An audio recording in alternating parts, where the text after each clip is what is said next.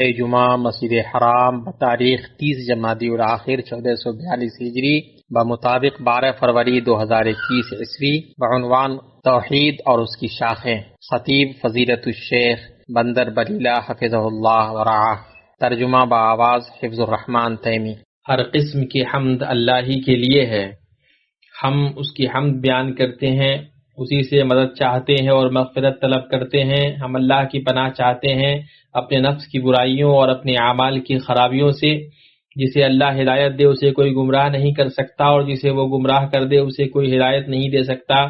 میں گواہی دیتا ہوں کہ اللہ کے سوا کوئی عبادت کے لائق نہیں، اور میں گواہی دیتا ہوں کہ محمد اللہ کے بندے اور اس کے رسول ہیں۔ آپ اکیلے تمام مخلوق کے سردار ہیں۔ اللہ کا درود و سلام نازل ہو آپ پر، آپ کے اصحاب پر، جب تک سورج طلوع ہوتا رہے اور چاند ستارے چمکتے رہیں، اور بہت زیادہ سلامتی نازل ہو۔ اما بعد، اللہ کا تقوی اختیار کرو اے اللہ کے بندو، اور دین کو اسی کے لیے خالص رکھو۔ انسان کے لیے اللہ تبارک تعالیٰ کی معرفت، اس کی محبت اور اس کو ایک جاننے سے بڑھ کر کوئی شرف نہیں ہے۔ مسلمانوں، انسان کے لیے اللہ تبارک تعالیٰ کی معرفت، اس کی محبت اور اس کو ایک جاننے سے بڑھ کر کوئی شرف نہیں ہے، کیونکہ اپنے معبود اور رب کے بغیر اس کی کوئی حیثیت نہیں ہے۔ رب نے اپنے فضل اور انعام سے اس کو عدم سے وجود بخشا، قلم کے ذریعے اس کو علم سکھایا، انسان کو وہ سکھایا جو وہ نہیں جانتا تھا۔ جب اللہ تبارک تعالیٰ نے اسے وجود بخشا، اسے سکھایا اور سمجھداری عطا کی، اور اس کے لیے ہر چیز کو پیدا کیا، اس کے لیے اپنی معرفت کے دلائل اور وحدانیت کے شواہد ادا کیے، تو اسے حکم دیا کہ وہ صرف اسی کی وحدانیت کا اقرار کرے، صرف اسی کی عبادت کرے، اور عاجزی و طاعت کے ساتھ اس کے سامنے سر تسلیم خم کرے۔ اللہ کا فرمان ہے، میں نے جنات و انسان کو محض اس لیے پیدا کیا کہ وہ صرف میری عبادت کریں۔ لہذا سب سے پہلا فریضہ جسے اللہ نے انسان کے اوپر مقرر کیا وہ یہ ہے کہ جس طرح اللہ سبحانہ اس کا رب خالق، صورت بخشنے والا اور بنانے والا ہے، اسی طرح اللہ سبحانہ اس کا معبود اور الہ ہے۔ اللہ کا فرمان ہے، لوگوں اپنے اس رب کی عبادت کرو جس نے تمہیں اور تم سے پہلے کے لوگوں کو پیدا کیا، یہی تمہارا بچاؤ ہے، جس نے تمہارے لیے زمین کو فرش اور آسمان کو چھت بنایا، اور آسمان سے پانی اتار کر اس سے پھل پیدا کر کے تمہیں روزی دی۔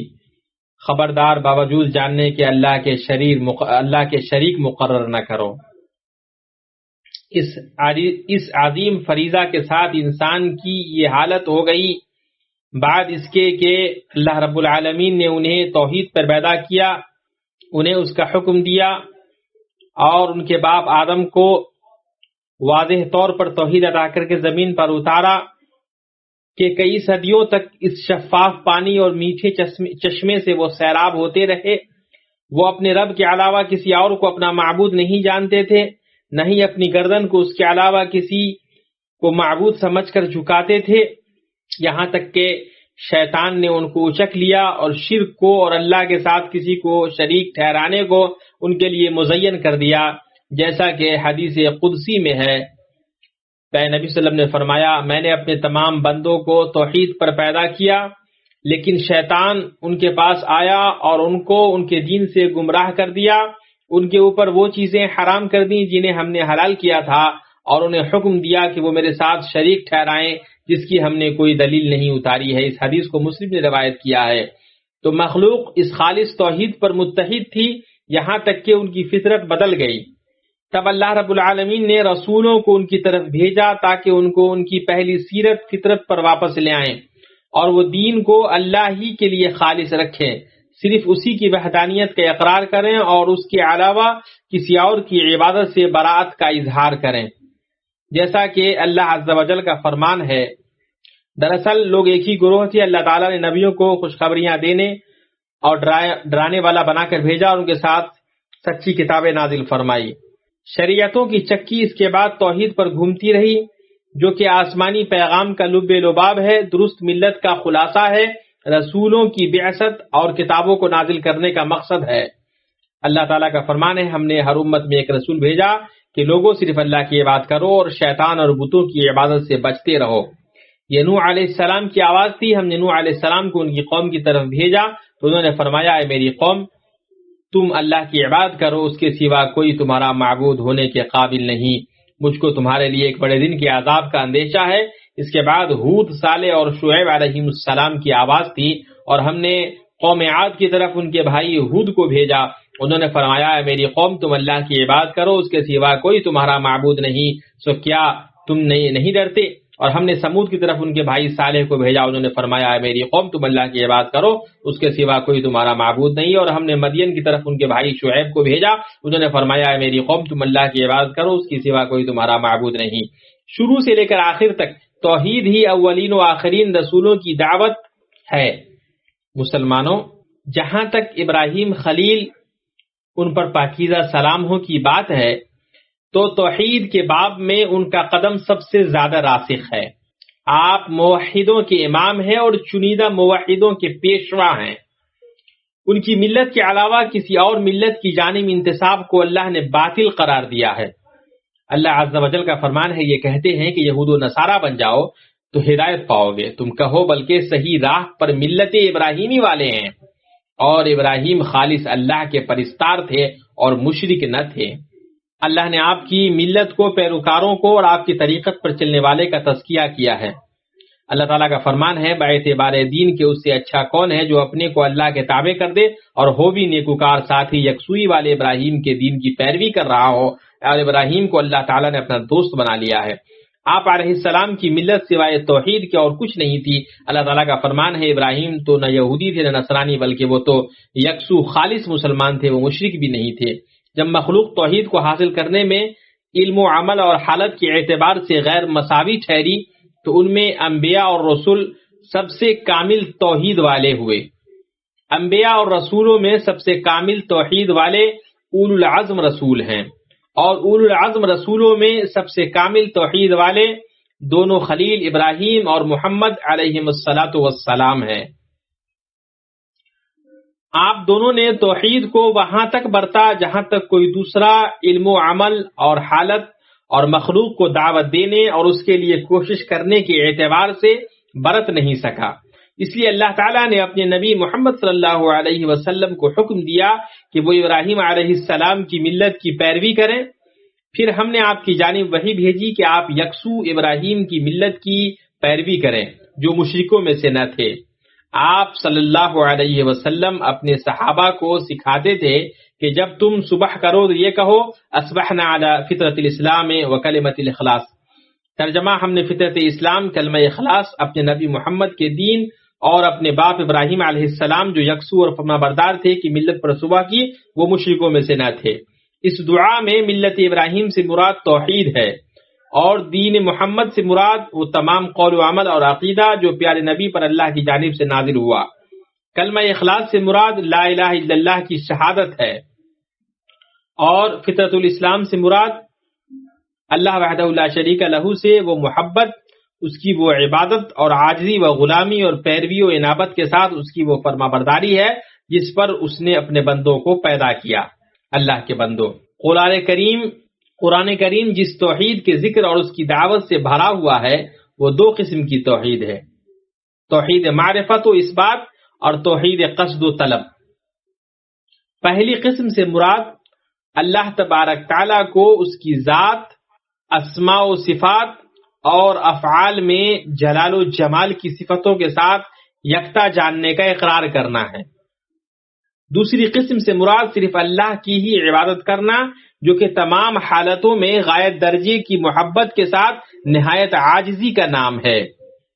امام ابن قیم رحمہ اللہ کا قول ہے، قرآن کریم کی زیادہ تر صورتیں بلکہ قرآن مجید کی ہر صورت توحید کی ان دونوں قسموں کو شامل ہے، بلکہ قرآن کی ہر آیت توحید کو شامل، توحید کی شہادت دینے والی اور اس کی طرف بلانے والی ہے. اس لیے کہ قرآن یا تو اللہ کے بارے میں، اس کے اسماء و صفات اور اس کے افعال کے بارے میں بتاتا ہے تو یہ توحید علمی خبری ہے، یا صرف اسی وحدہ لا شریک لہ کی عبادت کی طرف بلانا اور اس کے علاوہ کسی کی بھی عبادت کو چھوڑنا ہے تو یہ توحید ارادی طلبی ہے. یا اس کی طاعت اور امر و نہی کو لازم کرنا ہے تو یہ توحید کے تقاضے اور اس کی تکمیل ہے، یا اللہ کا اہل توحید اور اس کی طاعت کرنے والوں کے لیے اعزاز بخشنے، ان کے لیے دنیا میں کیا کیا اور آخرت میں ان کے ساتھ کیا تکریم کرنے والا ہے اس کی خبر ہے تو یہ توحید کا بدلہ ہے، یا مشرکوں کے بارے میں بتانا ہے کہ ان کو دنیا میں کون سا عذاب دیا اور آخرت میں ان کو کون سا عذاب ملنے والا ہے تو یہ توحید کے حکم سے نکلنے والوں کا بدلہ ہے۔ معلوم ہوا کہ پورا قرآن توحید، اس کے حقوق اور اس کے بدلہ، شرک، مشرکوں اور ان کے بدلے کے بارے میں ہے۔ چنانچہ الحمدللہ توحید ہے، رب العالمین توحید ہے، الرحمن الرحیم توحید ہے، مالک یوم الدین توحید ہے، ایاک نعبد توحید ہے، و ایاک نستعین توحید ہے، اہدنا الصراط المستقیم توحید ہے، جس میں ایسے موحد لوگوں کے راستے کی جانب رہنمائی کا سوال ہے جن پر اللہ نے انعام کیا، غیر المغضوب علیہم ولا الضالین، جنہوں نے توحید کو چھوڑ دیا۔ اللہ عز و جل نے اپنے لیے اس توحید کی شہادت دی ہے، اس کی شہادت اس کے فرشتوں، اس کے انبیاء اور رسولوں نے دی ہے، جیسا کہ اللہ کا فرمان ہے۔ اللہ تعالیٰ، فرشتے اور اہل علم اس بات کی گواہی دیتے ہیں کہ اللہ کے سوا کوئی معبود نہیں اور وہ عدل کو قائم رکھنے والا ہے، اس غالب اور حکمت والے کے سوا کوئی عبادت کے لائق نہیں۔ تو یہ کتنی ہی عالی مرتبت، عظیم، مبنی بر انصاف اور سچی شہادت ہے، عظیم المرتبت گواہی دینے والے کی طرف سے اور اس عالی مرتبت چیز سے جس کی گواہی دی جا رہی ہے، اور وہ اس لیے کہ یہ شہادت توحید اور عدل کی جامع شہادت ہے کہ وہ پاک ذات اپنی وحدانیت میں اپنے عدل کے ساتھ قائم ہے اور اپنے عدل میں وحدانیت کے ساتھ قائم ہے۔ عدل اور توحید سے کمال پورا ہوتا ہے، اس لیے کہ توحید اللہ تبارک تعالیٰ کے اس کمال، جلال، بزرگی اور عزت کی وحدانیت کو شامل ہے جو کہ اس کے سوا کسی اور کے لیے جائز نہیں ہے، اور عدل اللہ رب العالمین کے افعال کے صحیح و درست اور حکمت کے موافق واقع ہونے کو شامل ہے۔ تو یہ گواہی علی الاطلاق عظیم ترین گواہی ہے، اور اس شہادت کا انکار کرنا اور اسے نہ ماننا علی الاطلاق سب سے بڑا ظلم ہے۔ چنانچہ توحید سے بڑی انصاف والی کوئی چیز نہیں ہے اور شرک سے بڑا کوئی ظلم نہیں ہے۔ مولا عز و جل کا کیا ہی عظیم المرتبت فرمان ہے، جس نے اپنے نبی کو حکم دیتے ہوئے کہا، آپ کہہ دیجئے کہ مجھ کو میرے رب نے ایک سیدھا راستہ بتا دیا ہے کہ وہ ایک دین مستحکم ہے جو طریقہ ہے ابراہیم کا، جو اللہ کی طرف یکسو تھے اور وہ شرک کرنے والوں میں سے نہ تھے۔ آپ فرما دیجئے کہ بالیقین میری نماز اور میری ساری عبادت اور میرا جینا اور میرا مرنا یہ سب خالص اللہ ہی کا ہے جو سارے جہان کا مالک ہے، اس کا کوئی شریک نہیں، اور مجھ کو اس کا حکم ہوا ہے اور میں سب ماننے والوں میں سے پہلا ہوں۔ اللہ تعالیٰ مجھے اور آپ کو قرآن کریم کے طریقے اور توبہ کرنے والے نبی کی سنت سے فائدہ پہنچائے۔ میں یہ بات کہہ رہا ہوں اور اللہ عز و جل سے آپ کے لیے اور اپنے لیے مغفرت طلب کرتا ہوں، آپ بھی اس سے مغفرت طلب کریں اور اس کی جناب میں توبہ کریں، بے شک وہ بہت بخشنے والا ہے۔